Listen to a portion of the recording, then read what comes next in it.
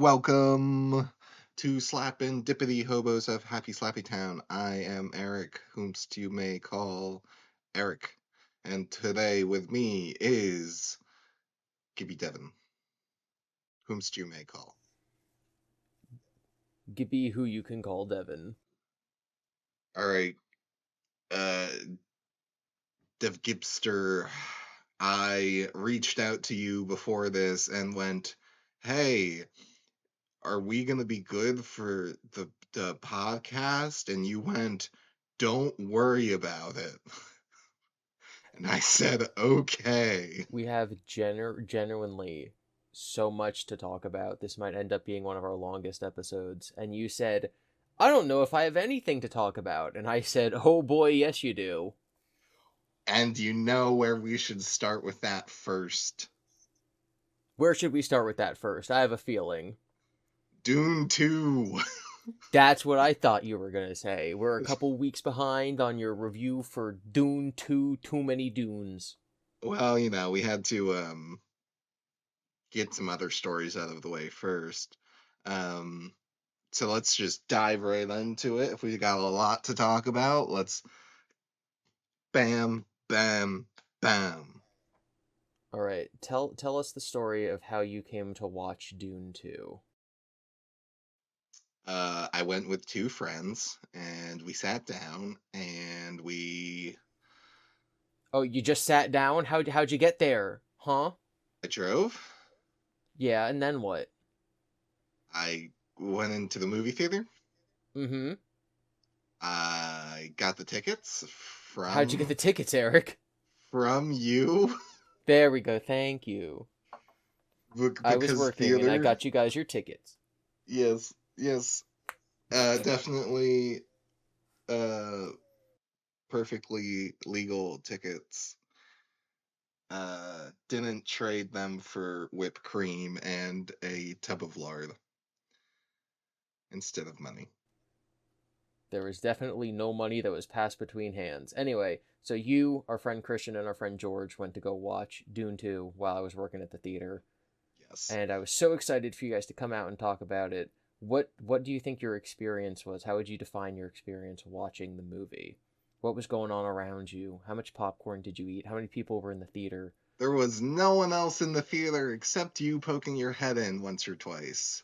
Poke- I poked my head in. There was literally no one else in there, and I No yelled at you one guys. I'm like, else. "How are you liking it?" We're like, it's good. I think I don't know, like a quarter of a bag of popcorn. I didn't eat much of it. Did you Um, have any pretzel sticks? I did. And I was Mm. so hungry because pretzel sticks aren't a meal that I got chicken tenders, which they were not great.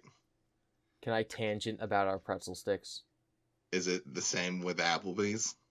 It's okay. Okay, listen. If you guys listened a couple episodes ago, I went on this whole tirade about pretzel sticks. Eric, can you reinform us because you have it memorized still after all these years? How Yeah, long do you bake the pretzel sticks for? 2 minutes is on the paper. All right, so our new kitchen manager said 2 minutes. That's way too long. We're only gonna bake them for about a minute. And I said that's stupid. And then he baked them for about a minute, and let me tell you, they are so much better. So much better. I mean, if it works, I guess. They're soft, they're buttery, they're salty. Literally, just baking them for a slightly less amount of time has increased the taste profile of our pretzels by a lot. So it makes me think that our theory, like, oh, Applebee's just has fresher pretzels. No, I'm thinking maybe the amount of time baked, the temperature of the oven, all that fun stuff might be an even bigger factor because our pretzels now, so much better. I would like to point out when I said all of that, I was like, oh, if you want them like softer and better, put them in for like a minute 40 seconds, minute 50 Mm. seconds. Yeah, he literally said 30 seconds to a minute, and I'm like, oh my god, this is gonna be terrible. And then it wasn't, and it was so much better. I guess it's just bread and it's already cooked, presumably. We're just heating it up. I guess that's fine. I'd just be a little skeptical of, like, you know, I was using skeptical frozen too. pretzels Now if I'm they a true aren't fully believer. defrosted. Anyway, what were you doing to that movie when you were watching it? Uh, what I I watched it. What I sat. I didn't fall asleep. Yes. I was so tired. I think I got like, I don't know, 4 hours of sleep. Don't ask me why. I don't remember anymore. Hmm. Um, but it was good. It was okay. Here are some of my critiques as the master connoisseur of cinema that I am. The first hour was low key kind of rough. Spoilers for Dune 2. The I'm aware that we have to like establish emotional investments and like Paul really has to get into the Fremen culture and lifestyle and stuff. But the first hour just being a montage of him living with them is just kind of slow and just kind of isn't good if you're already tired and you could go for a nap. Because nothing like too exciting happens in it either. Like, oh, he's gonna learn to ride a sandworm. He's not gonna fail. That's part of the whole point is he's the chosen one. So it was just very like low to no stakes of just an hour of him successfully integrating, which again, but like we also need to see that.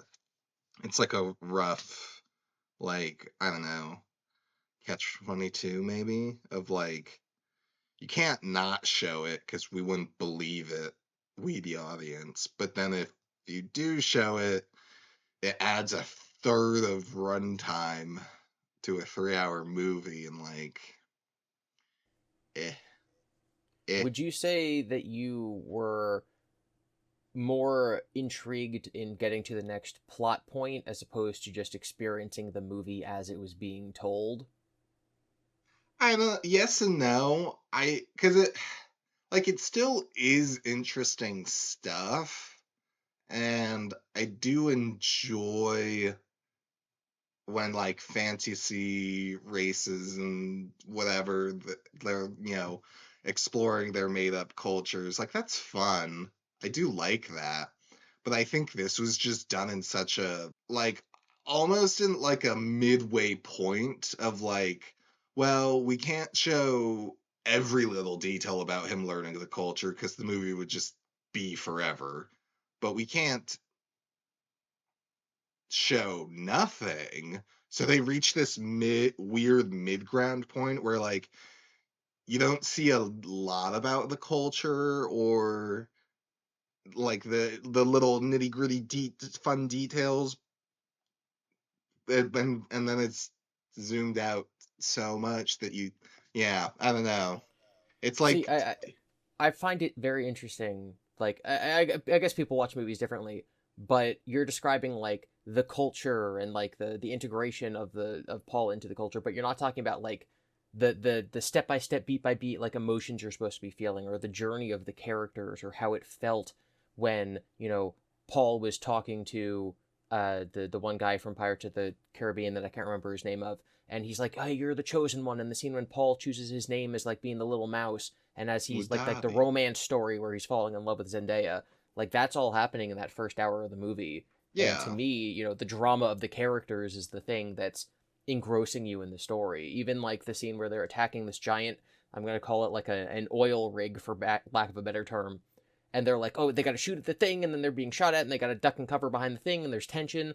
Like that whole scene, yeah, it's technically pointless in the scape of the whole movie, but just experiencing like these guys who are basically brothers in arms, right? This is kind of like a war movie scenario, who then develop this connection so that the next time they're all in a scene together, you're like, okay, they've gone through torture and torment and war, so their bond is stronger, and they don't have to say it like, hey, you're my brother now, but they can say like, we respect. They don't even need to say we respect you. You can just see that they do. And to me, watching Yeah. the movie, that's the stuff that like matters. Well, it still matters, but again, for me, it's just that weird like halfway point of like, yeah, you're gonna take down this oil rig, you're gonna uh, pick your own name, you're gonna do all these things, but they're just touched on for like 5 to 10 minutes, and then we just jump to another thing, and then we just jump to another thing, and it's like, oh my gosh, are they gonna do the thing? Is it? I can't believe Paul's gonna die, right? That worm's too big, and then he rides it because he's the chosen one, which I'm aware is a little unfair of like the audience knowing more and like I don't know, I don't know, shrug. We I don't haven't even know if talked about my it's biggest complaints, okay. so What is your biggest complaints? well, do you have a thought you want to get to uh, to I to polish that off? I was gonna say that it for me it depends on the movie. So I don't know if this is a case where it's the movie or if it's you, but taking the what the movie is presenting to you and thinking of it in terms of like Paul is the chosen one, so of course he's going to ride the worm, as opposed to seeing him stand in the desert and you as the viewer empathizing and physically feeling like, okay, there's the heat on your back, you know what sand feels like in your hand, you can feel the rumbling of the worm coming towards you. We recently experienced an earthquake here where we live in Happy Slappy Town, so being able to picture like, okay, the rumbling of the sand, the giant thing coming towards you, almost like a wave in the ocean, which again I think we all have experience with, and he comes at you and you grab it and the wind's rolling through your hair, like the physical aspect of watching Paul and imagining yourself in his shoes is what makes that scene riveting and entertaining, especially when you're in a big movie theater on a big screen and theoretically the screen is taking up the majority of your vision and the bass from the speakers is booming and it's rattling your chair. Like, when you're watching a film, you're supposed to be engrossed in the film. The camera is your eyes, as opposed to sitting there thinking like, wow, Paul really do be going through his metaphysical coming of age right now. Well, so when I was watching it, it's not like I was like, ah, yes, he's doing the coming of age. I was just like, don't fall asleep. Oh lordy. Or like, I'm going to close my eyes. I'm not going to miss anything.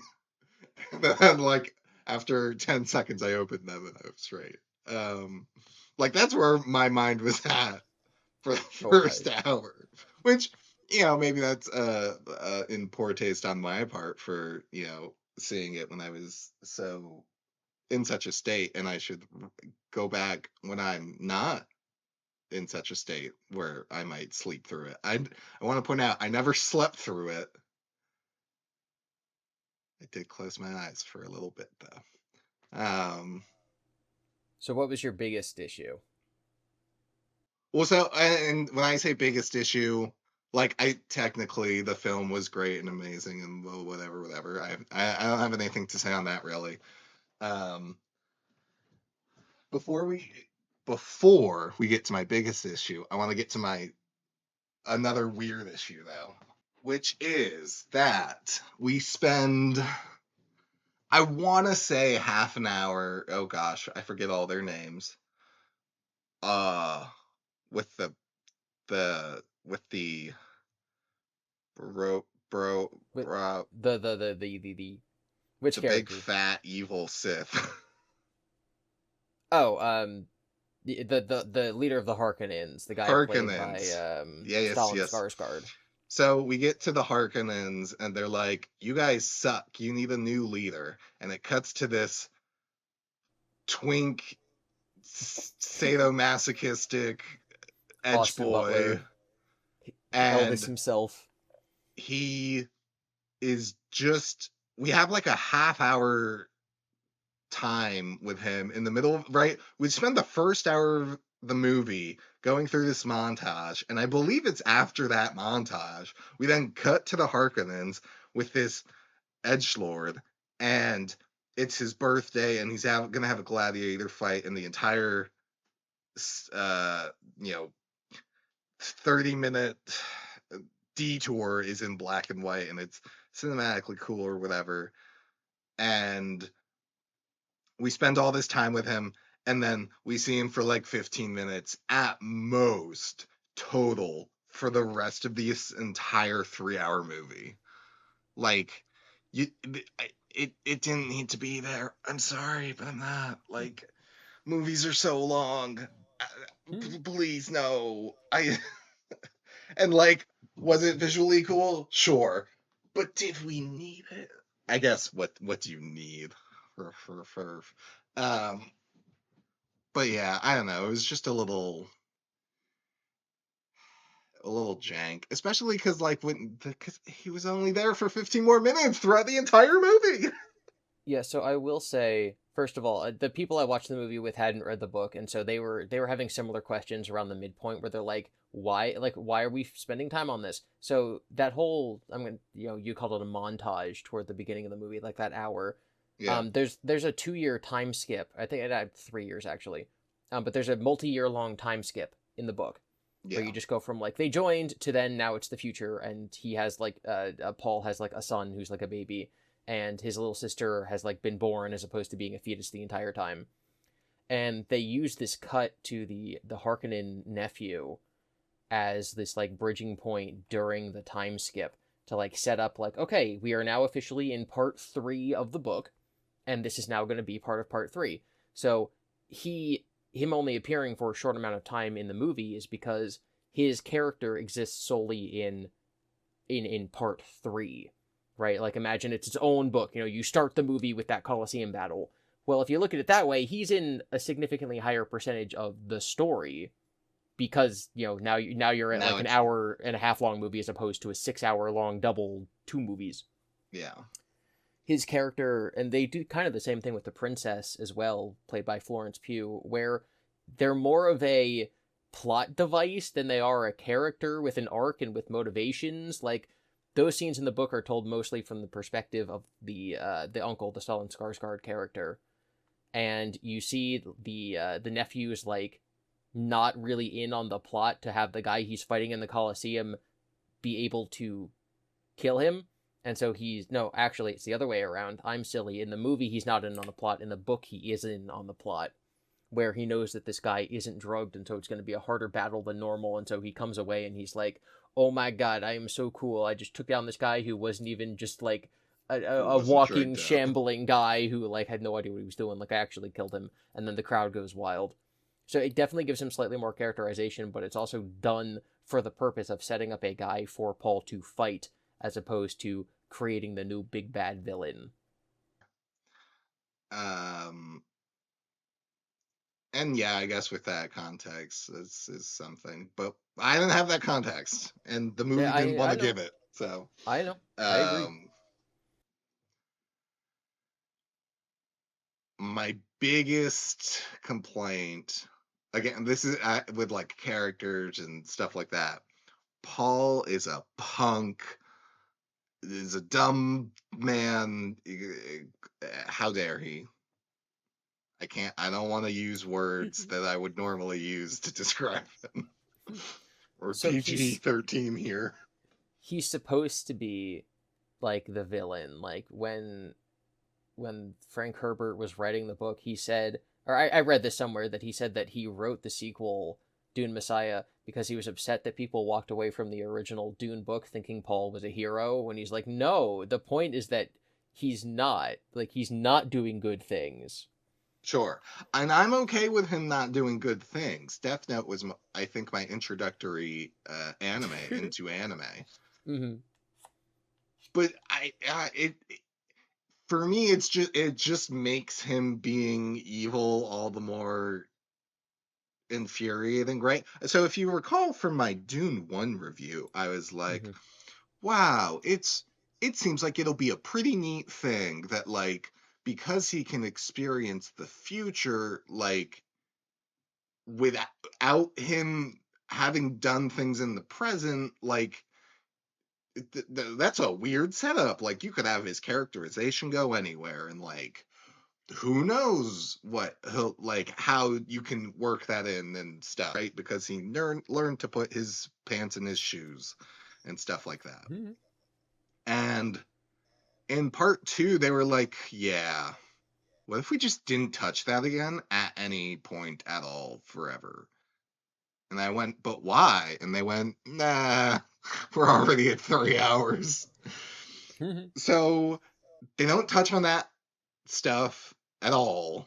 And they're just like, oh no, we used heavy artillery on the Fremen's home, which is also wild to me. I thought part of the point is that they didn't know where the Fremens lived.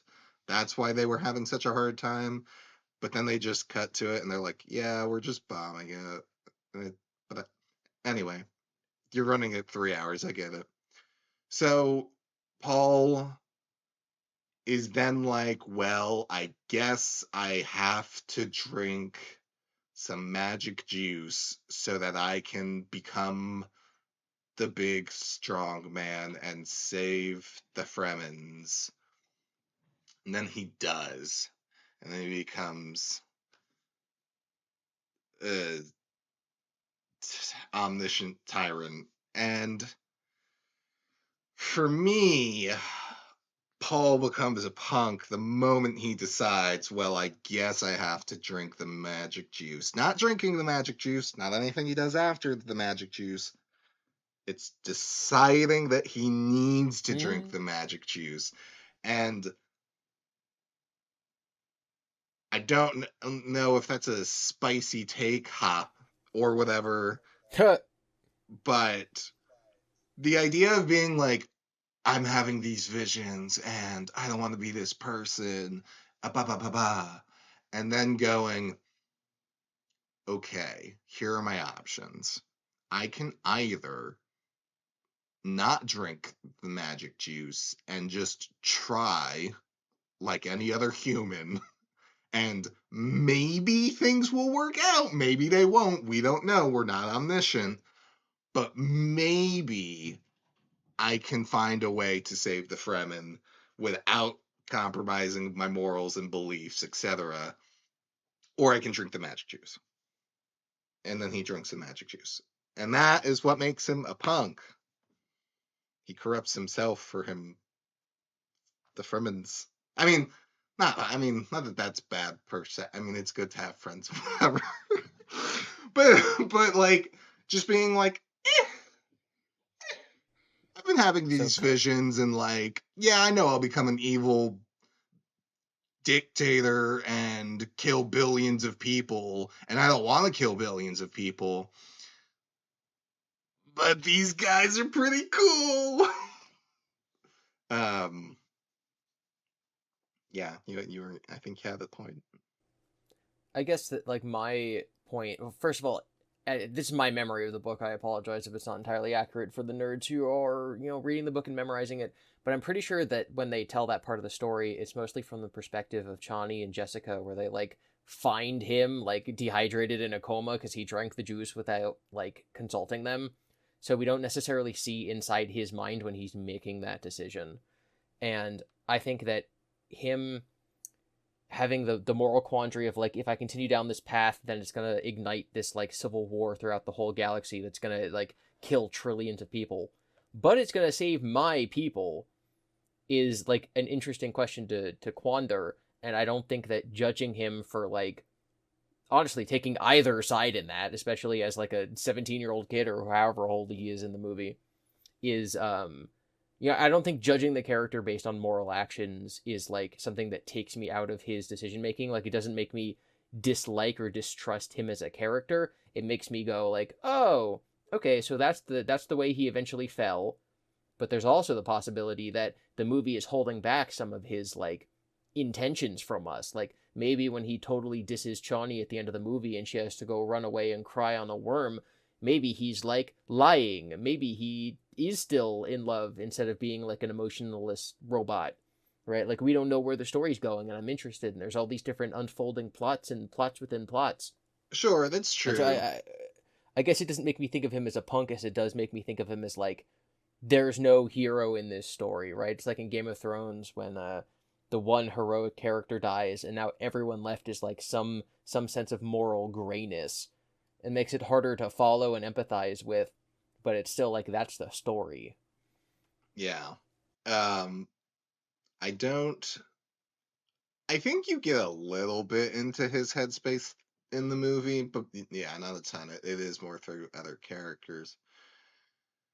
And not that like, oh, I hate Paul. I don't understand what he's doing. Of course, I understand what he's doing, and like it does. It is regardless of everything I just said. Like it is like yeah that like like you are still trying to save your people and defend your home and whoops that caused a war like it'll still make for an interesting story. However, sounds like a move a little punk would make. um and yeah, there's definitely like, I mean, he says it in the movie that like Chani will come back to me, and it's like, oh okay man, you have god powers now, sure, whatever you say. I um guess we'll have to find out in Dune 3. right. Also, Yay. oh no, he totally manipulates the Fremens, at least the way things are going as of right now, of like, no, no, no, guys, we're totally gonna defend your home. Anyway, can we start putting this icon on flags and you start carrying them? They are the icon of my house, and I am gonna get revenge for my father. Don't want to not do that. So, and I am gonna, and then he just starts twisting and manipulating things. But maybe that's all part of it. Um, One of the Perhaps. other things that is like slightly annoying, but in a fine way, is like, oh, Paul pulled a Doctor Strange and he can just see the future and knows the best route to for the future that he wants. And we're all just gonna be sitting there going, okay. Yeah, but isn't it good that because now he can see the future and manipulate things that way, but now that you no longer trust his decision making and his morality, This is that true. makes it so that you sitting there as the audience are like, okay, if a good character, if Superman could see the future, you're like, okay, he's just going to make the correct decision at all times, and then there's going to be no conflict. But because somebody who is morally conflicted and gray has that ability, you don't know where anything's going. You're like, oh god, now you're kind of empathizing with Chani as like more of a perspective character because it's harder to latch on to Paul's decision making because you yourself are not omniscient. And it's like, okay, wow, I wonder where this is going. And I personally like how the movie ended with Chani's perspective and emotions. It's almost like teasing that she'll be the perspective point of view character, especially now that we understand the Fremen. So like we're not outsiders anymore. And I hope that that's where the next movie goes. That could be interesting. I think I agree with that about like having a morally gray character being the omniscient one and stuff. But then we also, right, and it depends on like what is Paul just saying things. But I don't think so to an extent because he says, "Oh, Shawnee will come back to me," and I think he says that to like his mother or something. And like, yeah, he doesn't have a reason to lie about that. So now, how she comes back to him, I suppose, raises some other questions. But if we're just kind of looking at it a little simplistic of like, yeah, she'll just return on her own one day, then you can assume he still has some of his like original foundings before Magic Juice, so then like his love for Chani, so then we can extrapolate and well then maybe he still does actually care about the value of life, so then blah blah blah blah blah.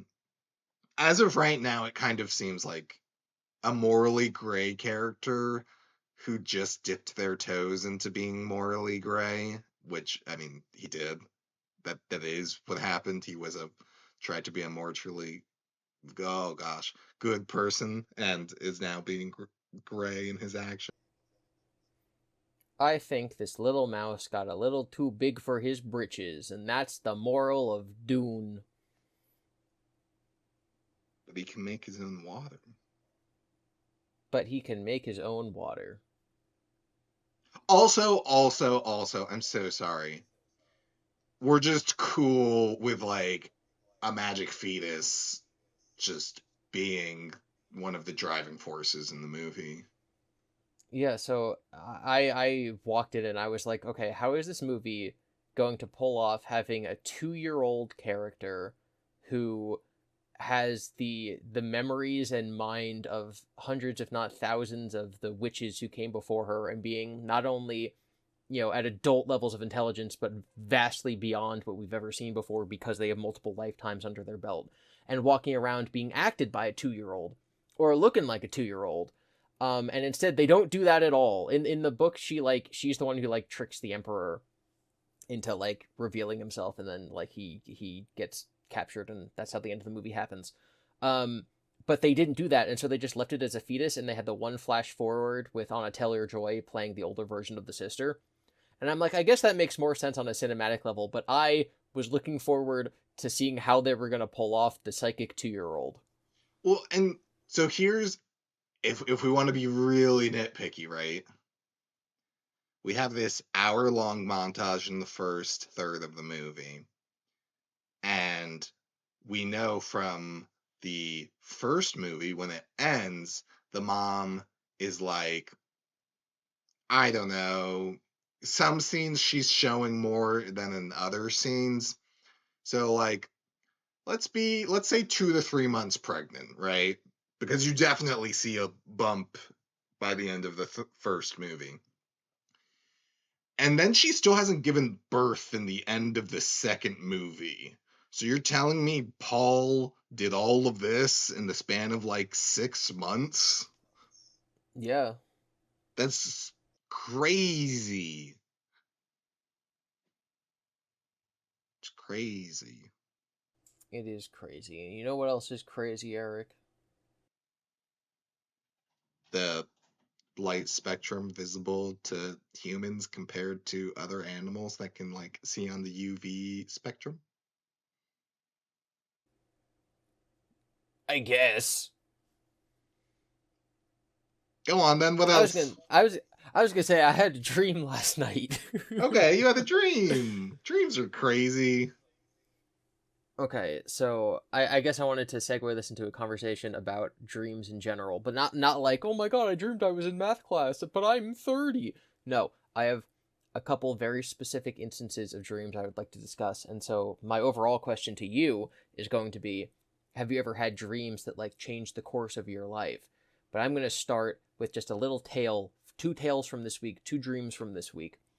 So one of our good friends who works at the theater was telling me a story about how they have a camera set up at their house, and it's pointed at their, not a beehive, but like they have not domesticated bees. They have bees that they harvest honey from, and they're in those big boxes. And so they have a camera pointed at the boxes, and it's surrounded by an electrical fence. And a bear walked over and it bit the fence, and then it freaked out and ran away. I'm like, haha, that's funny. And then that night I had a dream where a bear was trying to break into my house, and I had to like close doors, but then the bear would get through the door, and I had to like lead it in this big circle so I could try to escape, but the bear just kept coming. And so then I had a conversation with her the next day, and I'm like, hey, I had a nightmare about a bear last night, and I think it's your fault. Lols. So the dream I had last night, um, I yesterday at work I had to make a lot of milkshakes because that's part of my job. I had a dream that I wrote a book, and the book was really good, and it got on the New York Times bestseller list. But there was a typo, and they didn't put it on the list for New York Times bestseller. They put it on the list for New York Times best milkshakes. Okay. So, which is apparently a thing. Like they'll rate milkshakes, and there's a list, right? That makes perfect sense. So I like changed like my Twitter bio, and I was like, you know, dog lover, YouTuber, New York Times bestselling author, and which is I don't think is something I would do in real life, even if that was the case. But in the dream, I did. And all these people who don't like me started making exposed videos like, oh my god, Gibby is lying again. He's not a New York Times bestselling author. His book was not on the New York Times bestselling list. He is lying for clout. He's trying to make himself look better. And I had to like respond to these criticisms and be like, guys, you don't understand. It was a New York Times bestseller. There was just a typo in the newspaper. And, you know, they put me on the milkshake list, but I swear it's a New York Times bestseller. And then they made response videos saying, Gibby has taken a spot on the top of the best milkshake seller list from a real, actual, hardworking milkshake manufacturers. I cannot believe this man hasn't even made milkshakes, and he's taking a spot in the most prestigious newspaper in the world away from people who actually deserve it. Can his evil ways ever be stopped? Okay. So that's the dream I had last night, because I made multiple milkshakes yesterday. I made that Nutella milkshake I talked about a couple days ago. Oh no. A couple episodes ago. We had to test it because it's going to be on our menu. And so we had to make that and like have the employees watch. And so that led to a dream about the New York Times bestselling milkshakes. I mean, in theory, it could have been a good dream. Imagine like It a was not. pool full of milkshake, and then you can swim in it and eat it. I think that would be very cold. It would be Have so you ever cold.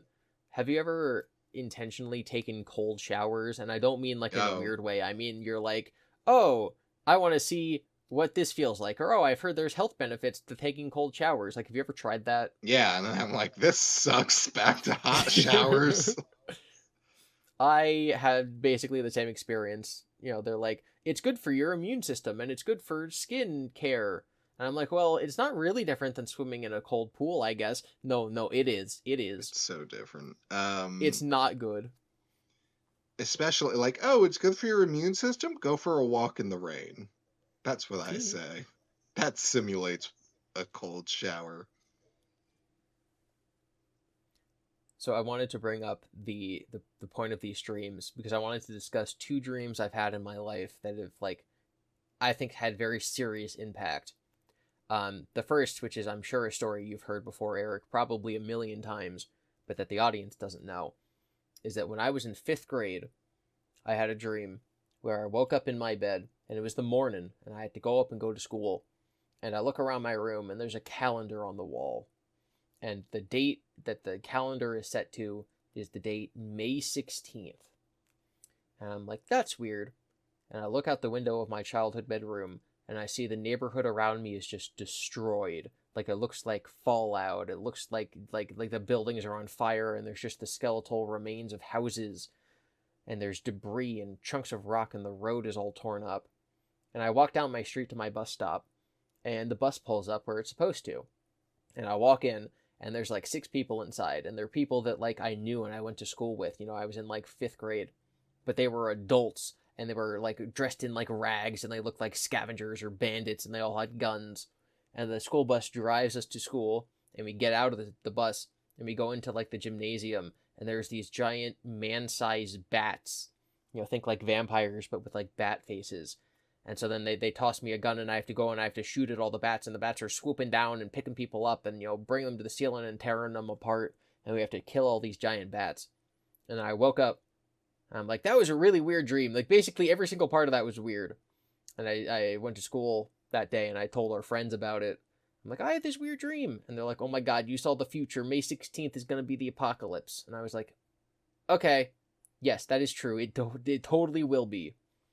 Mm-hmm, mm-hmm. And that started the inside joke / celebration in our friend group of May 16th every year. Like whenever something weird happens on that day, we're like, oh my God, it's the vampire bats. Mm-hmm, mm-hmm. So that was the, I'd say, number one first most important dream I've ever had. So far, nothing big's happened on May 16th. I think The Office ended on May 16th one year, like the finale episode aired, but that's fine. That's not apocalyptic. No, for some people it was. The other dream I had more recently, it was probably about a year ago. I definitely told you about this, Eric. But I dreamed that I went into an ice cream store. I don't know why so many of my dreams are about ice cream and milkshakes, but it's fine. So I go into this ice cream store, and I walk in, and there's this girl behind the counter, probably early 20s, and the store's really small. Like there's like 3 feet of like room to stand, and then the counter, and then some buckets of ice cream behind her, and maybe like a back room door, but like a tiny little shop. And I'm like, I would like some ice cream. And she's like, okay, I'll get you some ice cream. And then she starts scooping, and I'm like, yeah, when I go outside and when I leave this room, you're gonna cease existing. And she's like, what? I'm like, yeah, because I'm dreaming. So like when I'm done having the ice cream, I'm gonna go outside and like walk down the street, and then you're not gonna exist anymore. And she starts having this complete mental breakdown and screaming, and just this like the most terrifying, visceral, real scream that I've ever heard, coming from, again, this perspective of like an early 20s woman. And then I wake up and I'm like in cold sweats because it really feels like I was just, witnessing this person screaming for her life. And then I have the existential dread of like her screaming woke me up, and so the world around me did dissolve, and she did just disappear, and she is gone forever. So her fear and her panic did kill her in the end. Mm-hmm. And I couldn't get back to sleep, and I was so tired. Literally, this happened at 3 a.m., and then I had to wake up and go about the rest of my day, and I was so exhausted. Both like I felt like this was like a thing that really happened. Like I felt like I was on edge. I had like anxiety for the rest of the day, and I was just so incredibly tired. And I definitely typed this out and like explained it to you guys all in the group chat. But that night, I went and I hung out at one of our friends' houses, and I was so tired that like we played a game of poker, and then we were all just chit chatting. And I'm like, guys, I need to lie down for a minute. I had this dream about ice cream. This lady, she was, screaming. Then we all screamed for ice cream. And so I sit down on the couch, and apparently I fell asleep. And I was asleep for like 30 minutes. And over the course of those 30 minutes, two of our friends got into a very serious argument. And I would say, looking back at this point, that it likely was the argument that truly ended their friendship forever. Um, and I feel like if I had been awake, the argument probably wouldn't have happened or wouldn't have gone down the way it did, and it caused one of the people to storm out and leave. And so at the time, I was like, if I hadn't had that ice cream dream, they might still be friends. Now, looking back, I think that there were issues with the friendship and the relationship, and it probably would have fallen apart at one point. But it doesn't change the fact that this dream I had led to serious real life consequences. And that just kind of messes me up a little bit. Like with you, like you were tired, so you didn't truly understand the artistry of Dune 2. Now Mm-hmm. imagine if that actually mattered. LOL. Who's to So say it I doesn't? Maybe an angry commenter will be like, "I can't yeah, believe you didn't understand the majesty of Dune 2," and then that I'm gonna ripples out. they're like, I'm going to destroy this channel, I'm going to cancel you, I'm going to make exposed videos about your lack of New York Times best-selling books and you taking away all the good reporting from milkshakes. Yeah, so I guess my question to you is, have you ever had a dream where you think that you could do anything? Um, Not really. I don't think I've ever had dreams echo out that hard into real life. Maybe one. Yeah. But I also have someone else's dream I can say. Um, my brother and I were asleep, uh, in our grandparents' basement at the time a few years ago or whatever. And we were each, going to bed. It was late, and we were like, ah. And my brother passed out so hard, so fast. And it takes me about 15 minutes to fall asleep. So I'm like, you know, trying to go to bed, going, um, and then I just hear screaming coming from my brother, just, like pure unfiltered, like, and it just goes. And I just wake him up because I was like, I'm not dealing with this. He wakes up after me shaking him for like a minute, and I'm like, what the heck just happened? And he was like, what do you mean? And I was like, you were just screaming. And he was like, was I? And I was like, yes, you were. You don't remember what happened? You were just asleep. What did you dream? And he was like, I don't think I dreamed anything. I didn't scream. I was like, oh my gosh. Um, so there's that little story. The closest thing that I've had that would resemble what you had is back in high school, and you'll understand why I remember this dream in a Eric, second, I, despite I, you I, giving one I, from fifth grade. I must ask, is it the bee story? It might be the bee story. Okay, let's tell them. Yes, this is exactly what I was hoping for. Let's do it. Um, so I guess it was senior year of high school where, I had started dating finally, and I was like, yeah, not that you can't date, you date people whenever. For me it was finally. And I was like, yeah. And oh gosh, I don't know when this happened over the course of the relationship, relatively early, still high school of senior year. Maybe a few months later, I learned about my then girlfriend at the time, current ex, and some of the things that had happened, and I won't be getting into that, but I did learn some key details of past events that happened in their life. And I was like, well, the person that did these things to you is messed up. And like, if I ever see them, and and you can't see it, but I'm wagging my finger. Um, I feel like that's a standard, uh, reaction partners would have to learning information about their other partners' lives of like, someone wronged them severely, and you're like, nah, I'll mess them up. So after, again, I'm not sure when this was, but I had learned that information, and probably within like a few months of that, I had this dream where I did mess up that person, or I was about to. And I was like, yeah, but it was outside.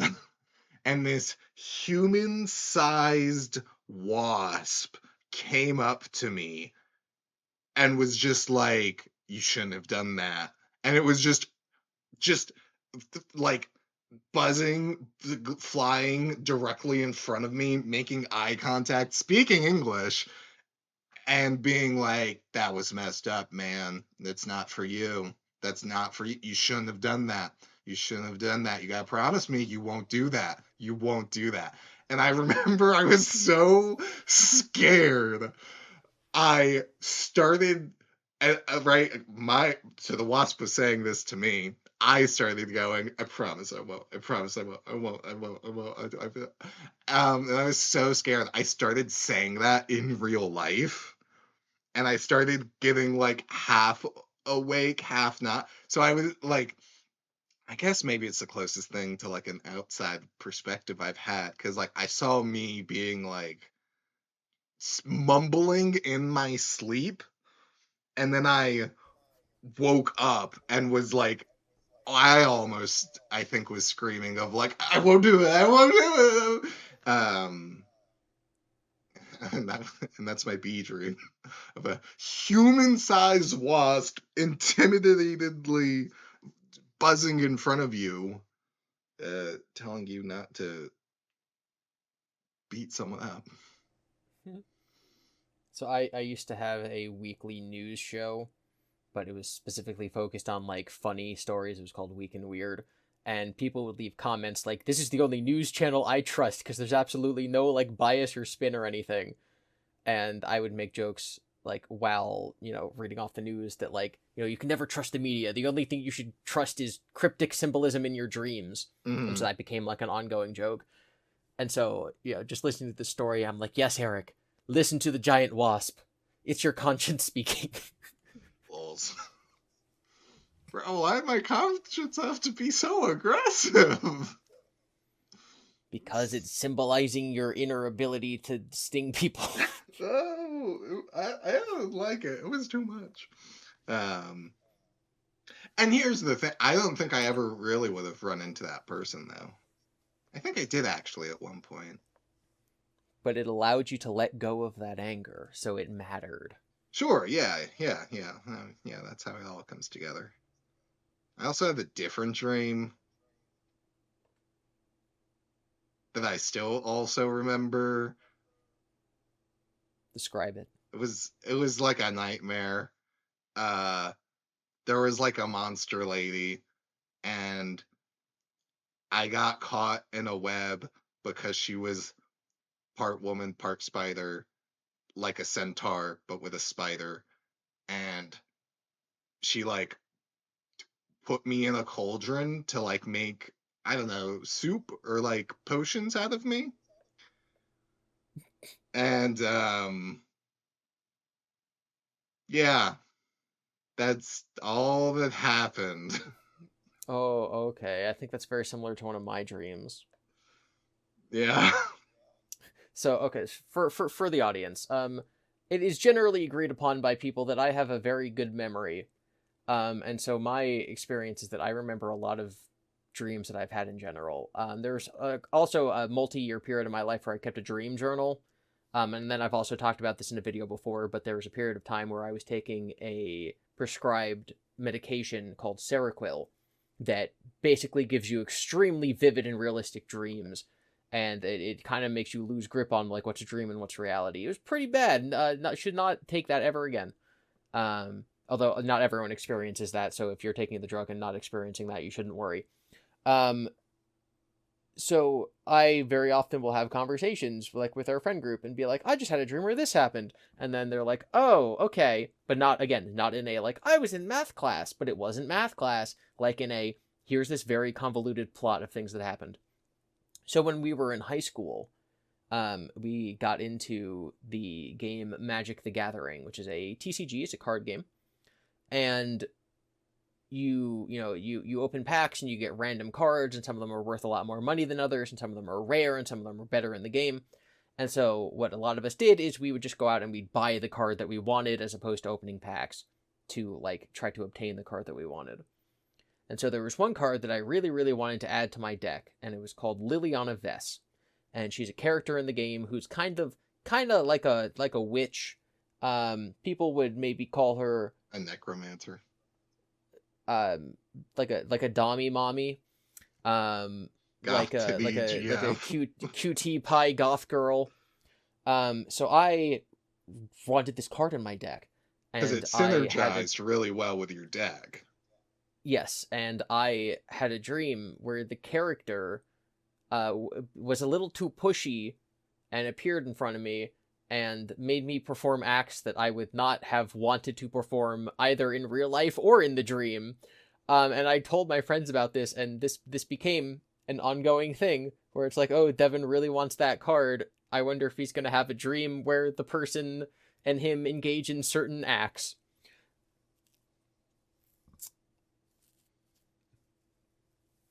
So is that your conscience telling you like you should really try like black haired ladies and like because you have a I type for think it was.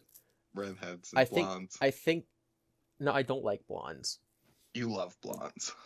No, I first of all, I love all women. Okay.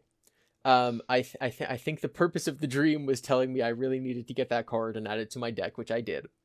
But I think this is a very nice, if not perfect, I would say, segue into what we did last Monday after recording our episode of the podcast. I was gonna say, how do those dreams relate at all? The card game The aspect card game. relates. Yeah, so when we come back from the break, we're going to talk about what we teased at the end of last episode. We're finally getting going into this episode about 45 minutes in. So when we Hooray! get back from the Grand Chase, we're going to start talking about our adventure to the mall on the day of the eclipse and what we be doing there.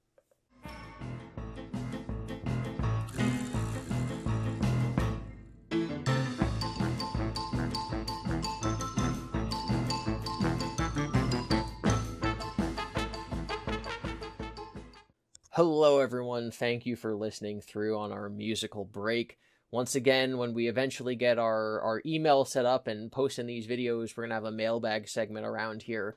But instead, we're just going to cycle right on in to the story that we've all been dying to tell for the last week, which is the culmination of my story with my broken cell phone and the eclipse and me and Eric's trip to the mall.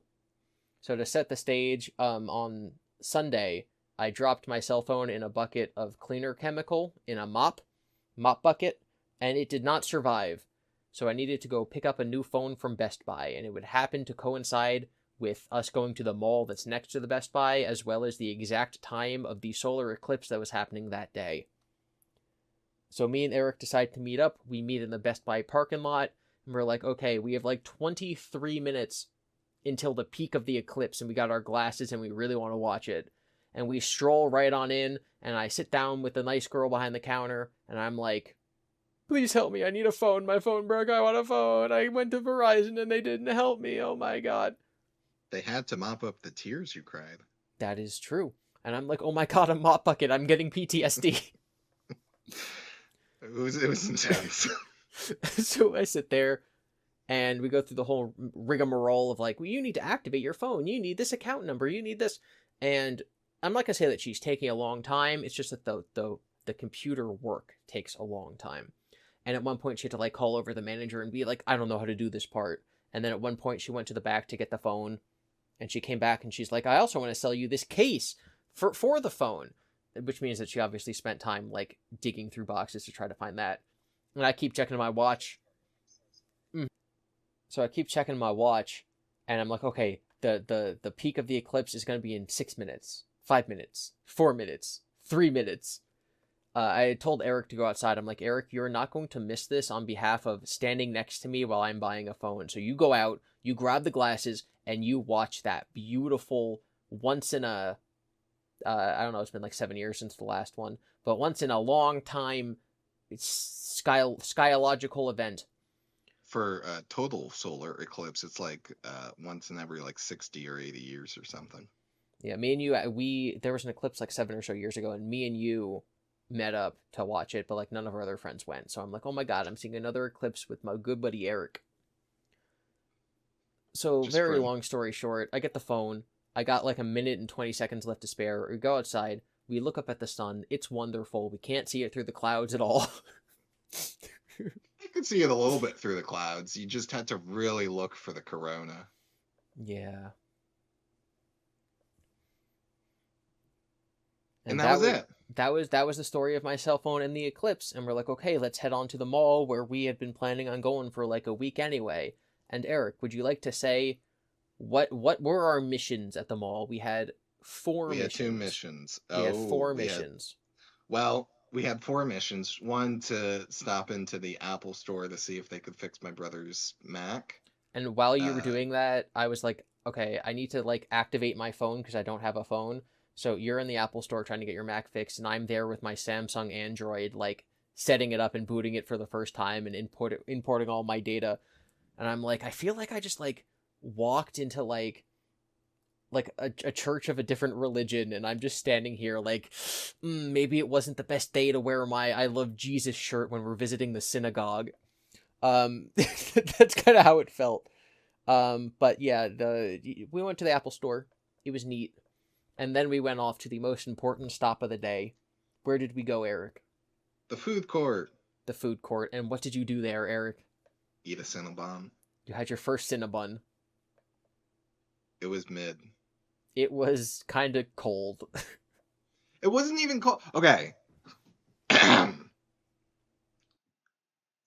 The Cinnabon was not fresh. It was clearly under the heat lamp. That's fine. We can't have fresh food all the time, and we need to conserve what food we have. That being said, the Cinnabon was covered in ooey gooey sweetness. It was covered in cinnamon. It was covered in things I don't know that were in it. As I ate the outside of I ate it with my hands for a minute, and I was like, this is messy. Then I got silverware from a certain someone. That was okay. As I ate from the outside in, I noticed that it felt more raw. It was much more sweet. It was much messier. It was just not enjoyable the more I got into the center. And I had heard from others, like, obviously the center is the best part. So I ate the center, and it was so gross. It didn't feel like food. It was nasty.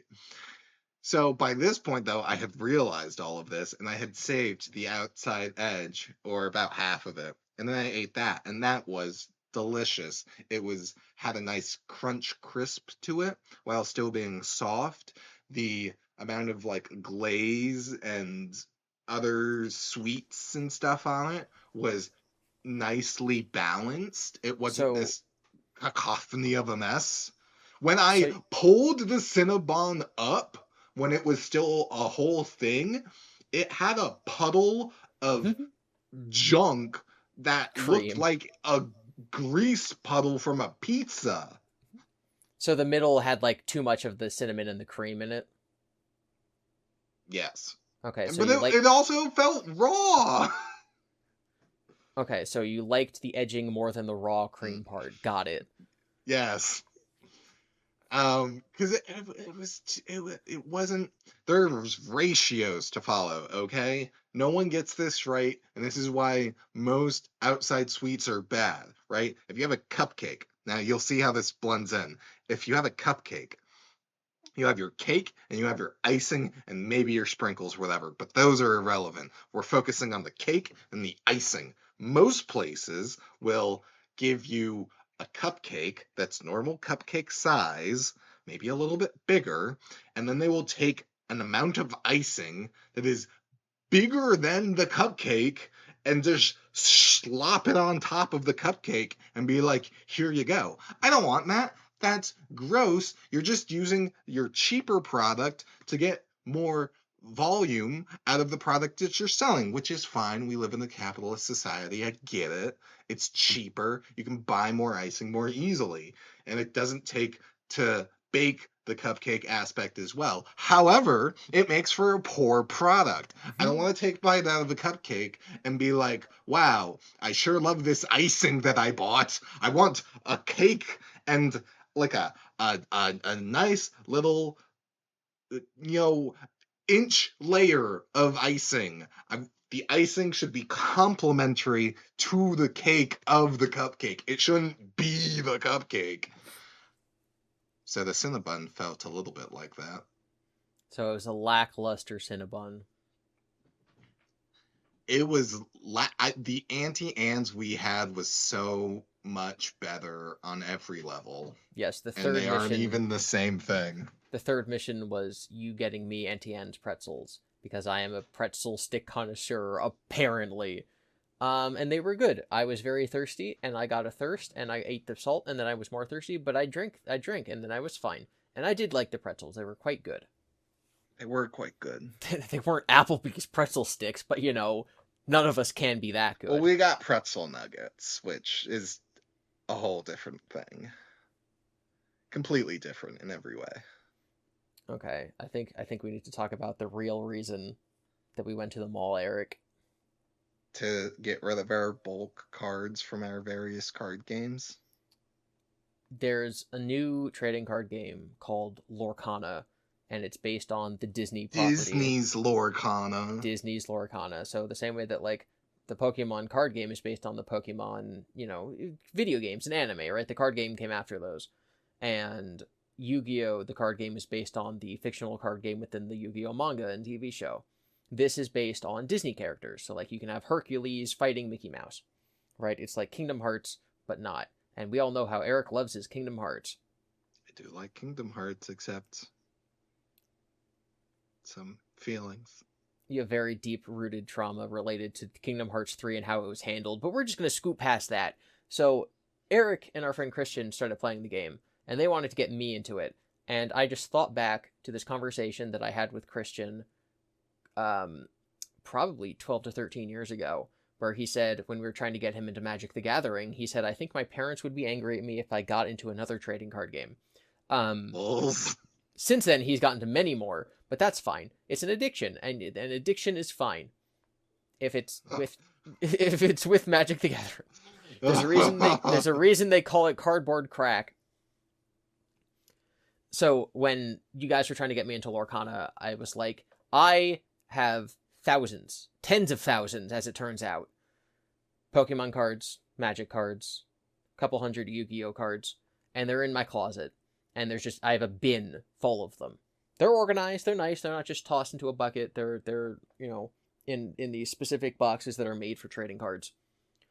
And you started talking about how this new store down at the mall will buy bulk cards. So basically, you're not selling a card that's worth $3 for $3. You're just handing them a giant pile of cards, and they'll give you a couple bucks for it. It turns out that they do $5 for 1,000.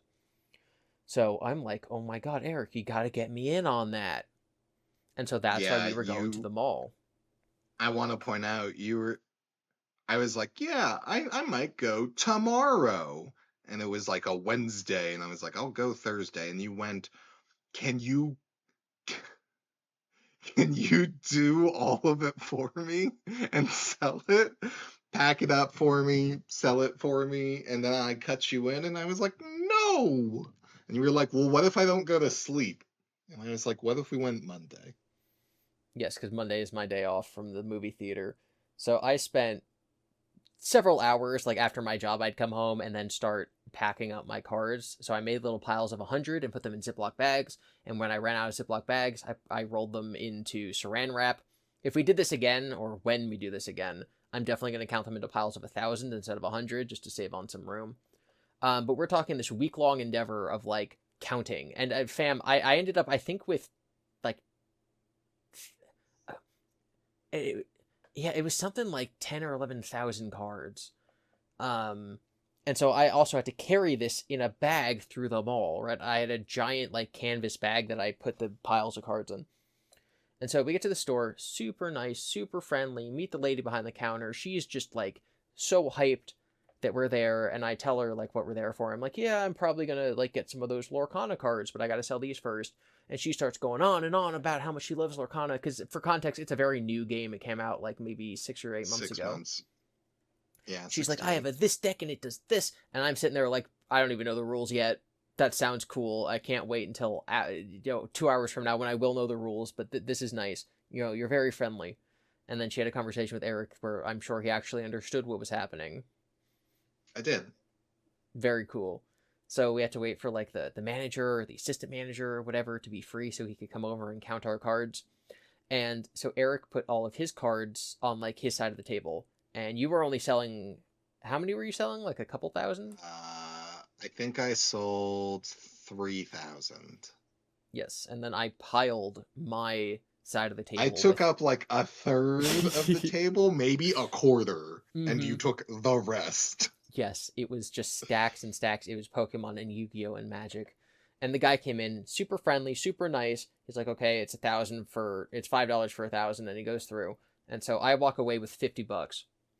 I think 57. So it was something like that. So something like that. That's definitely 10,000 cards, right? Yes. I'm not good at math, but that sounds like it's 10,000 cards.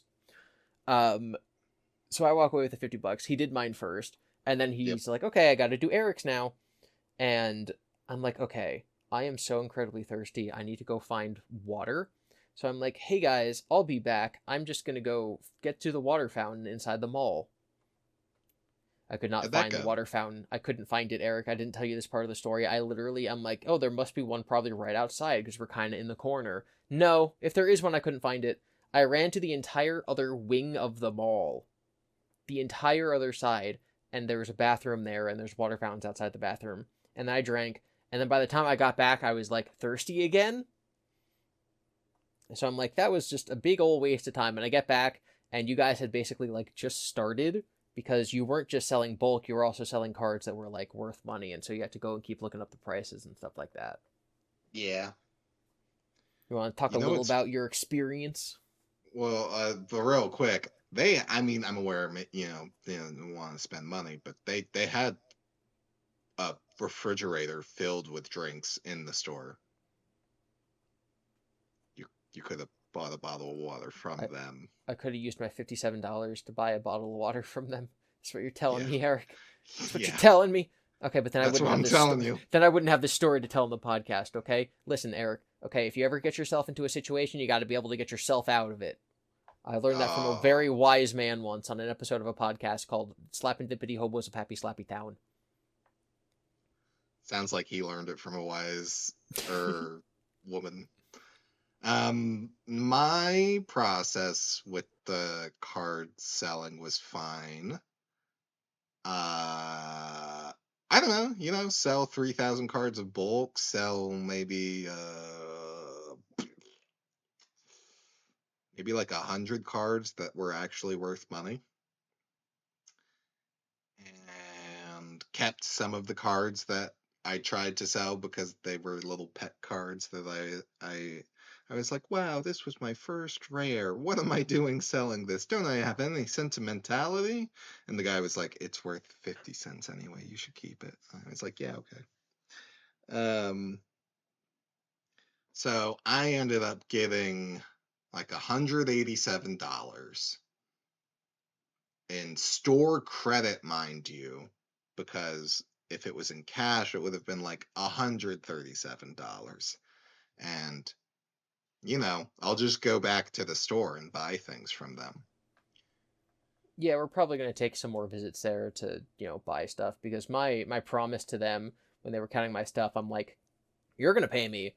I'm gonna turn around and I'm gonna buy a Lorcana starter deck. So like we're basically just trading 10,000 terrible Magic and Pokemon cards for like one of your products on the shelf. Yeah. So while you guys are doing your counting and your whatever, I'm like looking in the display case. The nice lady is, and I do remember her name, but I'm not gonna say because I don't think she would like appreciate being on a podcast she doesn't know exists. But like I do remember her. She's very kind, and she's Yeah. going through and like explaining like this is how much this one costs. But I would say that this product is better, and this one's pretty cool. She's also going through the case, and she's like, this card is worth $10,000, and I'm like, oh, okay. That's Then I overhear that and go, the what? super rare promo Elsa card that's been rated 10 by PSA. No, silly Gibby. The one that was worth $10,000 was the Little Taylor Mickey Mouse signed by the artist. The Elsa Secret Alt Art Rare is only $1,400. That's right. It's the Taylor Mickey. I wonder if that's going to come up again in this story. Shut your mouth. So while Eric's like doing all that stuff, I'm going through looking at all the products. I'm not going to get too deep into the Lorcana, community, but basically the first set boxes, the equivalent of like base set in Pokemon. Again, it only came out like 6 months ago, so like they still have product on their shelves, but it's marked up a little because everyone's like, it's going to be valuable in 10 years, the first set, because duh. Yeah. And so I, as a hoarder, I mean a collector, I as a collector was like, what's going to mean more to me in the future than like a pack of cards I'm going to open and maybe put into a deck for a game I don't even know the rules to yet, is if I buy like a pack of this first edition cards and I put it in my collection of like Pokemon stuff, like my Pokemon card collection, some of my graded Magic cards. And like it doesn't even matter if I never fall in love with the game, it's still going to be a cool story because I can tell the story of that day the way that I am currently doing it right now. Because that's kind of like what objects are for, in my opinion. They're for telling interesting stories. They're physical manifestations of events in your life. But the important part is the story, not the object. Anyway, so I make the decision. I'm like, I'm going to buy one of the packs because, it's going to be future sentimentality to me. And I'm definitely going to wait until Eric's done selling his stuff and ask for his opinion on what starter deck to get and all that stuff. So you're done, you finish, you come up, you help me pick my starter deck, I buy some of the stuff, and now it's time for you to spend some of your money. And then I go, what about this thing? And they go, we'll have it out next week. And I go, oh. Well, I was looking into this thing from the set 4 that's being released in May. Is there anything about that yet? And they're like, no, not really. You could pre-order if you wanted to. And I was like, well, I don't know about that. Yeah, you wanted like the Ursula starter I campaign don't thing. even know what it was. I was gaslit on a product that doesn't exist, even though the trailer was like, no, it's totally real. And the store owner was like, nope, I've never heard of this product. Yeah. So I don't know what happened there. Yeah, I'm Eric's really, I'm really, really into The Little Mermaid. It's actually his favorite Disney film. No, it's dumb. Prince Eric ruined it for child Eric because his name is Eric, but he's lame. As an I think adult, Prince Eric is cool. I think it's funny how like upset you used to get just about like I don't like The Little Mermaid, but like everyone else does. Yeah, because no one else was named Eric, and then watch this guy just be like, what's your name, Rachel? And it's like, no! And then he listens to a crab, and it's right. Anyway, so you try Anyway, you want to pre-order the product, and they're like, that product doesn't exist, and we're like, okay, so we decided we're gonna go back to like the car to drop off now our empty canvas bags full of like stuff. Um, but you're looking around and you see something on the bottom shelf. I see nothing on the bottom shelf. You I see see a some. great big. I see a playmat that they made for Lorcana, and I was like, "Cool, what about that?" And they were like, "That's a prototype. The real versions will come out." Yeah, they made like a custom Nightmare Before Christmas thing that you can put your cards on that Eric wanted because he loves that movie and it's Disney, so it all matches up. It all works together. Now, next to the playmat, they had these little pins. Now, as we They just said, had, this game launched like 6 months ago. So these yeah, pins were from the Disney Expo where they announced the launch of the game. And so the only way to get these pins, the only way to get that Taylor Mickey card we were talking about, was to be at this convention. And in a lottery system, they handed them out to the attendants. And now the attendants at a Disney convention might not necessarily be the people who are going to end up playing the card game. So they're like, oh, I don't know what this cardboard thing is, whatever. So some of these ended up on the secondary market, and because they're so rare and they're so like never going to happen again, that's why they're worth a stupid amount of money. So this pin that they had on the bottom shelf was of the Taylor Mickey card. So it had a little Mickey pin, and it was also only available at this little convention, and so there's only so many of them in existence that have found their way into secondhand stores and collectings and stuff like that. And so Eric showed interest in it, and he asked them how much it costed, and they said $100. $100. It's a lot of money. It is a lot of money, and you had $180 in in-store credit, Eric. I did. I had $187. Thank you very much, and 50 cents. And I was like, Eric, you collect pins. We were just talking about this. You put them on your lampshade. You love pins. Pins are pretty cool. So we go to the car and we drop off our stuff. I'm like, Eric, you got to get that pin. It would be such a cool story. It's something that you could use to sentimentally look back on this part of your life and be like, you like pins, you like Lorcana. This is a special pin that like no one else is ever going to have because it's only from the convention, and like it's a pin that's pretty valuable, and it can be the centerpiece of your like nostalgic future shadow box with, you know, Lorcana cards. You can put your pet card in there. You can put like, I don't know, a little like, you know, glossy printed photograph of like us at a tournament or something. Like, this is the start of your like, you know, this is your object that symbolizes this moment in time. You gotta get the Mickey pin, and you have the money. And then I said, but there were two more pins right next to it. That's 3 pins. And I said, you just need the one. Now you already wanted to go back inside to look around, and I said, Yeah, I Eric, wanted to get a proper look at like the storefront. yeah, I don't think that we'd asked about the playmat yet, so I think we wanted to do that anyway, the Nightmare Before Christmas one. Yeah. So we were gonna go back in, and I'm like, Eric, I'm not gonna leave until you buy that pin. I got a mother flipping frog on my shoulder going, hey man, just buy the $100 product. It'll be fine. You got store credit. You can't spend it anywhere else. It's gonna be a good story. It's gonna be fun. And I was like, oh, it really feels like a friend's trying to talk me into a tattoo. When we got back into the store, because we'd been in and out like 3 times if you include my water adventure. I think that's what we said to the lady behind the counter. I think I said something like, Yes. he told me that it was like he was being pressured into getting an on-the-spot tattoo when he didn't want it. And then some dude who was just in the store was like, you should get both. Get the pin and a tattoo. And I was like, you, sir. You live a more wild life than we do. Amen. So I was like, Eric, if you get the pin, I will obtain for you, the little pin holder, the little shadow box thing to put it in. And you got to do it because we got to talk about it on the podcast. So I went up to the nice lady and I was like, one pin before I can change my mind, please. And she goes, okay. And then I used my store credit and now I have 87 and $50 left. But it's more important than that, Eric. The pin. The pin. And what's more important than the pin, Eric? You got me a shadow box? This episode of the podcast. Also, I will get you a shadow box. Oh. I thought that's why you brought that up.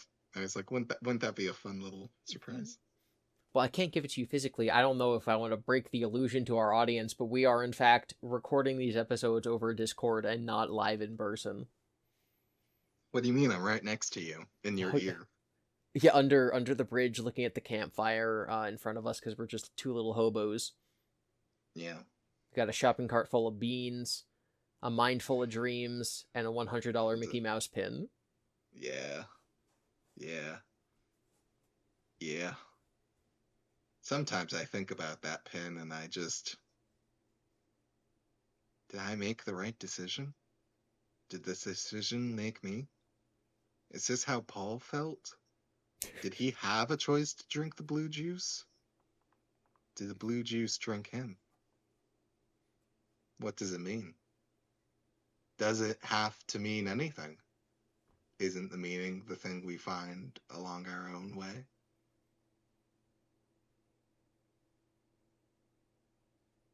These questions and more will not be answered on this show. Those are for you to decide. The Mickey Mouse pin is in my closet. It's in a plastic container. The pin is on a piece of cardboard replicating the border of the card and the background art, etc. Do I take that pin and put it on my lamp where it can be friends with the other pins? Does it stay in the closet in the special safe place so it can not be tainted by the outside world and in the plastic bag? Is the plastic bag like the black ooze bath the Harkonnen leader would take baths in? What does it mean to be separated from the people you love? Are they people you love if you haven't met them yet? If you've seen the future and the future is happening simultaneously with the past, do you already love them? Have you already known them? What do I do with this pin?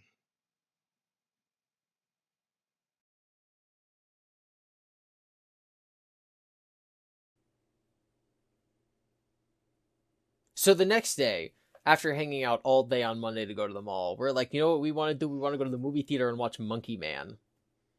Monkey Man! It's got Dev Patel, and he's hot. He is. He was actually flaming hot in his best role, Prince Zuko in the live-action The Last Airbender movie from M. Night Shyamalan. You know, everyone takes an L role. You gotta get your foot in somehow. That role was originally supposed to be played by Jesse McCartney. And then it was. People were complaining that they cast a white guy, so then they changed it to Dev Patel. And people made this commentary like, oh, I guess all the bad guys are going to be like, brown. All the brown people are the Fire Nation. They're the villains. So that was not good optics. Also, Jesse McCartney, the voice of Roxas from Kingdom Hearts. So that's a good segue, right?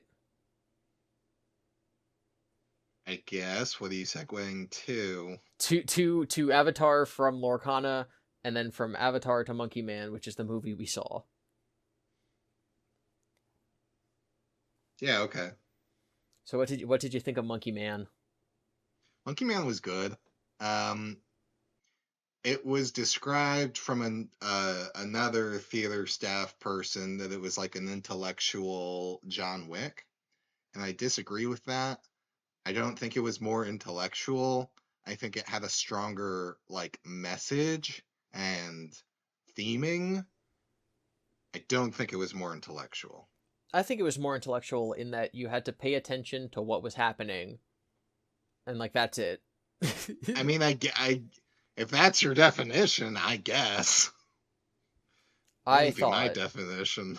I thought based on the trailers it was going to be a boxing movie, and it was not. It was an action movie, a beat 'em up. Let's all go to the place and do the punches movie. So I ended up really liking it. I'm not saying it Yeah, was you did a flawless. 180. A lot of people have the same complaint as me that there's a part in like the beginning of the third act, end of the second act, where it's supposed to be like tensioning up the rioting up the tension, but instead it actually just slows down for a really long time. But besides Mm-hmm. that, it was a great movie. The choreography and cinematography were fantastic, and the fact that Dev Patel directed it and was the main actor is pretty And the wild. storyboarded. And It made the was all story. him. He Yeah. directed it, storyboarded. I want to say the story was also from it. He did a lot in the movie. Yeah, it's not Uh, doing well at the box office, so there's a very good chance the Rip. people listening to this have never even heard of it. But It was so good. if you're into like rated R movies with like really good action, it's definitely it's a good one. It was good. It was solid. And it was only like an hour and 48 minutes or something. Yeah, and that's crazy is that like in a good way it felt a lot longer. It felt like there was a lot of stuff Yeah. going on. Yeah. And the whole time No, I they was like, I can't believe this is like almost, like it's only halfway over, but like we're in such a great, a different place, and it was just a very well made film. it knew how to use every minute it Hmm. had. Some movies maybe should learn. Cough, cough, Dune 2, um, apparently. but also just any movie, 3 hours or over. Let's be real here. The quickest aside, I watched Lion King on VHS a few years ago. It's like 67 minutes. Something like it's like an hour, maybe an hour 20 minutes. Really? Yeah, it's short. So short. We need to return to Monkey and take a page from our forefathers of cinema and have shorter movies. Or put intermissions and longer ones for Jeebums. For Jeebus' Um, sake. It looks like the Jeebums. original the original Lion King is 88 minutes. Yeah. So less than an hour and a half. Yeah. Um, but Monkey Man was good. I told my parents I think they would like it because they were like, "What's that?" And I was like, "Well, it's John Wick, and you like John Wick." And they were like, "Yeah." So I was like, "You probably like it then." Uh, Monkey Man good. It, yeah.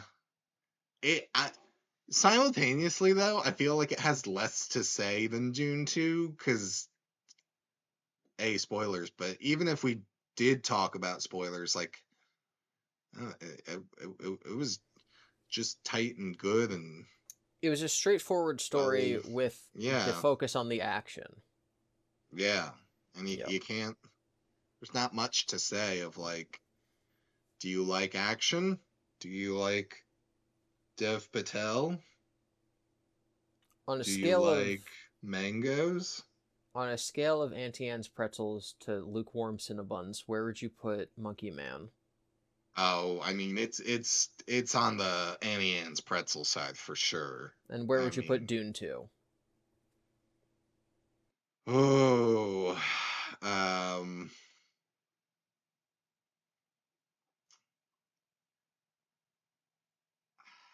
like in the middle, leaning to Auntie Anne pretzels. Like it wasn't bad. I enjoyed it, but also, I It think had some flaws. it had some flaws. I didn't super care about it either. I think my hype level is a important factor for me seeing movies because I was hyped for Monkey Man and I was hyped for Barbie when that came out, And then I saw Barbie twice, and I was like, Uh, but like for Dune, I was like, yeah, I'll watch it because some friends wanted me to watch it, and it looked vaguely interesting. And yeah, I think vaguely interesting is correct. Like, yeah, Now, correct me yeah, if I'm okay. wrong, but you're genuinely hyped for Fall Guy, right? Not as hyped for like Monkey Man, but like yes, like it looks fun and goofy. So yeah, Same guy who made Bullet Train, great movie, correct. and That is most of where the hype is coming from. it's got Ryan Gosling from Barbie. Yeah, that's fine.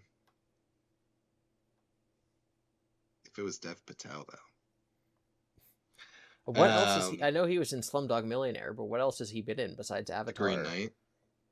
Oh my God, you're so right. That's how I got my exposure to him because I didn't Yeah, know who he was before that.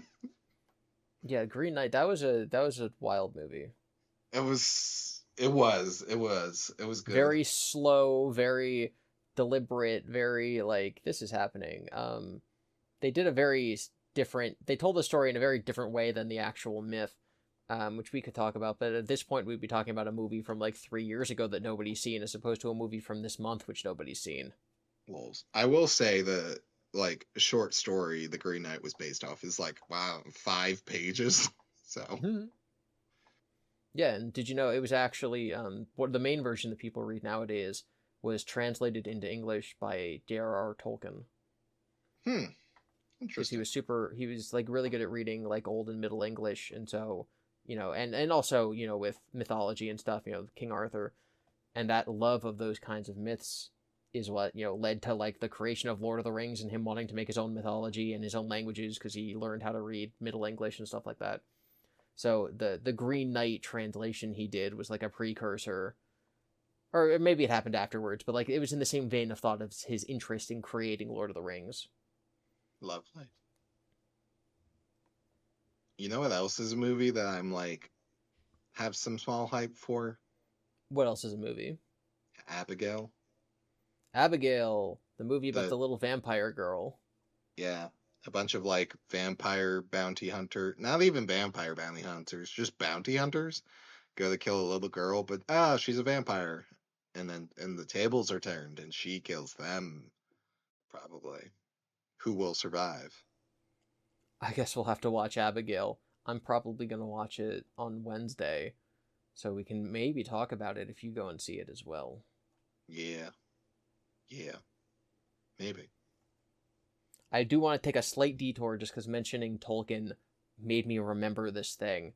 Go on. Um, okay, so you know what the Boy Scouts are, right? Yes. Yeah, you were not a Boy Scout. I was. Most of our friends were. I think all of yeah, most of our friends were. Boy You know what Scout a sounded stupid. Cub Scout is, right? It's a baby Boy Scout Yes, and why are they called Cub Scouts? because they're small. Yeah, like cub, like a little bear, a little like wolf. It's like the little version. Yeah. You know what a Girl Scout is, right? Yeah. They sell the Okay. the crack in the form of cookies. Do you know what the baby version of Girl Scouts is called? Cub. No. You're supposed to know this answer, or else my point doesn't work. Um, What's the Cub Scout equivalent for girls?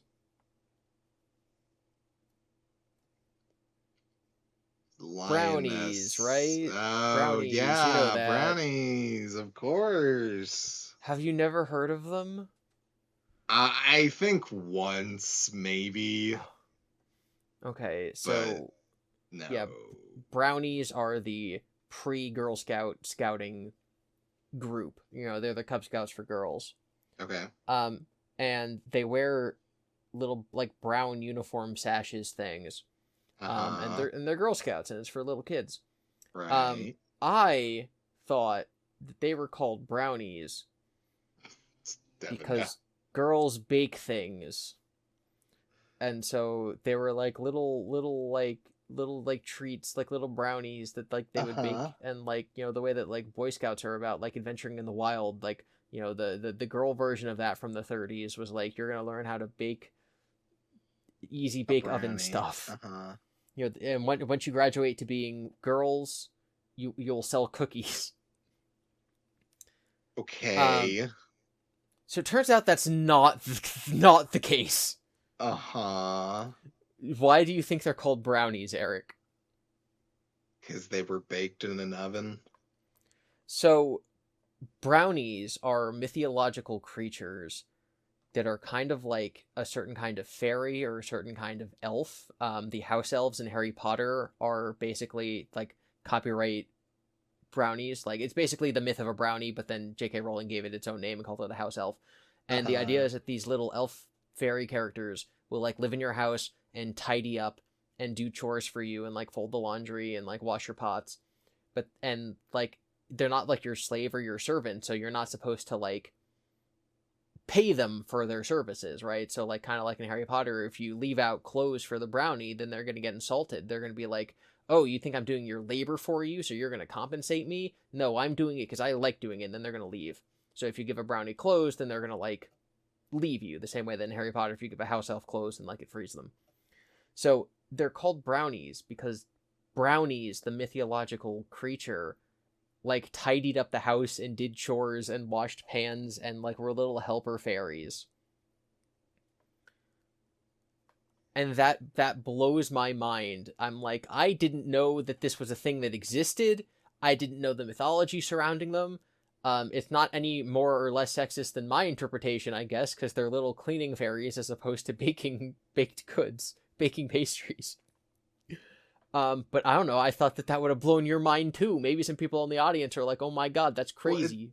it sounds fake. Like, What? I don't disbelieve you, but it sounds fake. It's not fake. That's entirely true. I think one of the reasons as a society that we don't really call that kind of creature a brownie anymore is because of the implication of saying like, "Oh yes, this servant creature is called a brownie." Um, so that's why we just kind of like use fairy or house elves now. But yeah, that's the origin of the name brownies for the little kid version of Girl Scouts. They're little More of a helper fairies. more of a chocolate chip guy myself, personally. You know what I strongly dislike? Chocolate chips? Mint ice cream. Get Mint out of chocolate chip ice here. cream, Get disgusting. out of I had here. one of my employees, one of my bartenders, like yelled at me yesterday because she found out that I don't like peppermint peppermint what are they called?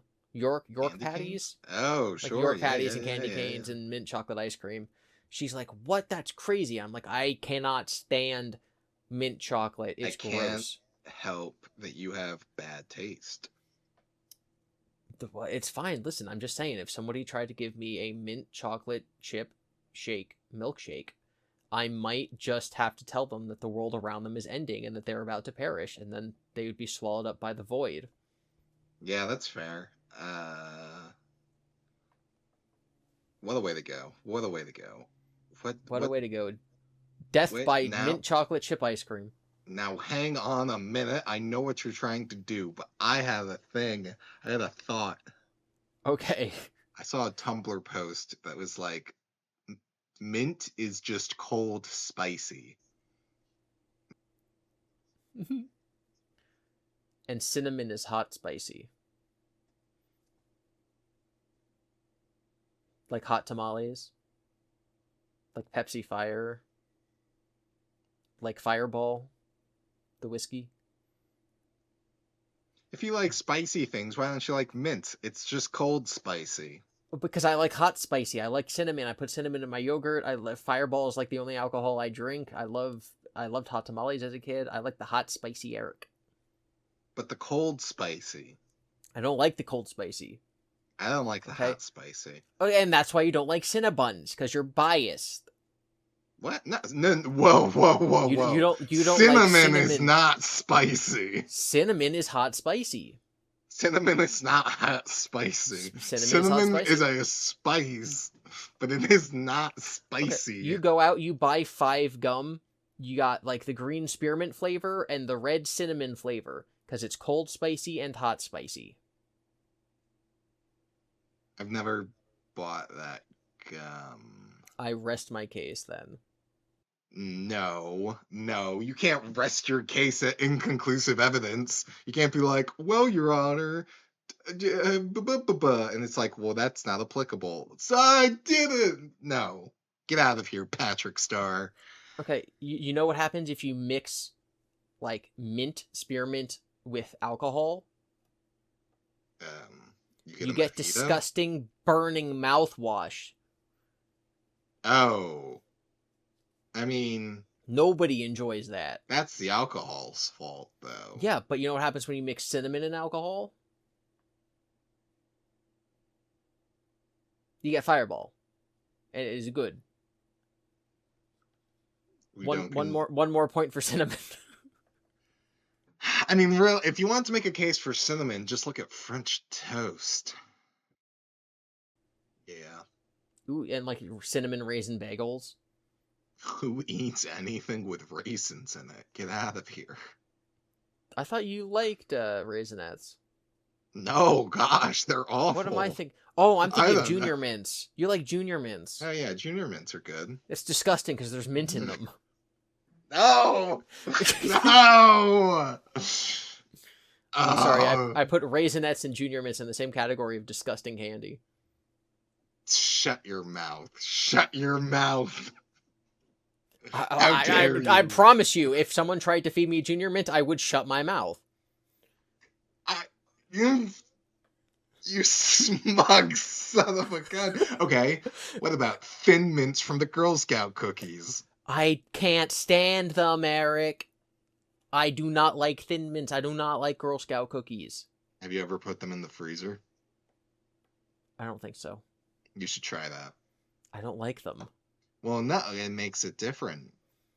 Yeah, I don't like Samoas. I don't like basically Samoas are the best one. I don't like basically any Girl Scout cookie I've ever had. I mean, I guess that's good for you because you don't lose your money to it. I bought a box when I was down in Savannah. It was $5. Which, you know, it's for a good cause or whatever. But Keebler made their own version, and it's like $3. I like for the same amount. The Keebler like stripes of fudge cookies. Those are good. That's a Girl Scout cookie. I don't like the Girl Scout version. Why not? It doesn't taste good. Oh my gosh.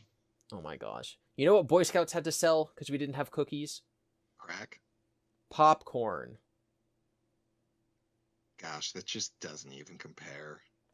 Like, you might as well told me you guys sold sawdust, and I would have been like, checks out. I had to go door to door and knock on the doors in my Boy Scout uniform and be like, do you want to buy basically... Do you want to buy Firestarter?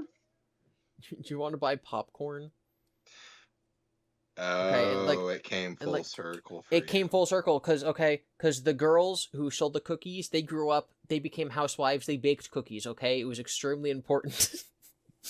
I hope people know I'm being sarcastic. Oh my god. No, keep digging your grave. I want to see the comments. So I grew up and I became a professional popcorn seller because I manage a movie theater. So I guess what I'm saying is that I'm a trad wife or a trad husband. I'm just a big grown-up Boy Scout. I'm a Sigma male. We hate mints and we love Dune too. Devin, I need you to never say something so horrendous again. I think we should end the podcast there. You want to leave it on a sour note? It's not a sour note. It's a spicy note, Eric. Spicy for cinnamon. Oh my gosh, spicy. Let us know in the comments and in our mailbag what your opinion on the would be controversial between minty and cinnamon is. Where you fall in the great cinnamon mint debate. Okay, I want to point out cinnamon is not spicy. I am all about cinnamon. Cinnamon is great. It is not on the same level as like chilies or I don't know, other hot things. Cinnamon and mint are two sides of the same coin. Don't you know? This is probably our longest episode yet, though. I said in the beginning it was gonna be. It took us 40 minutes to start talking about our adventure to the mall.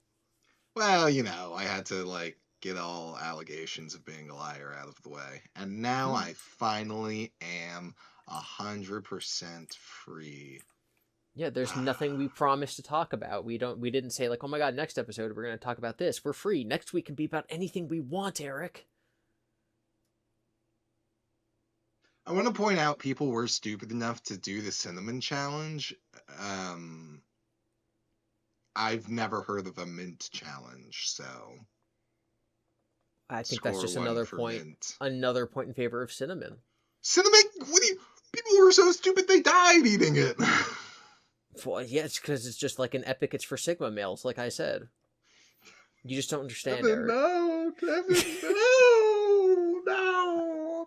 I genuinely, I spend a lot of time on the internet. I genuinely don't understand what a Sigma male is. Like, I don't get it. Are you serious? I'm so serious. Like, I have literally no idea what people mean Do when you they know say what that. MGTOW is? Yeah, men going their own way. I know what MGTOW is. It's basically that, but in the, like, alpha sub omega sphere. All I know, Alpha Omega is a different thing, Eric. That's when I you're like know, Mpreg furries, beta, okay? beta. Okay, so Sigma males are Mpreg furries, but they're also single. They're in okay, so incel Mpreg furries. I understand now. Thank you. No.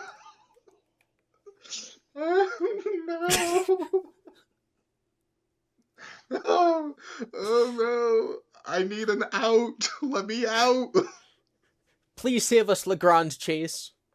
Don't call him. He won't come if he hears this shit from you. Good night, everybody.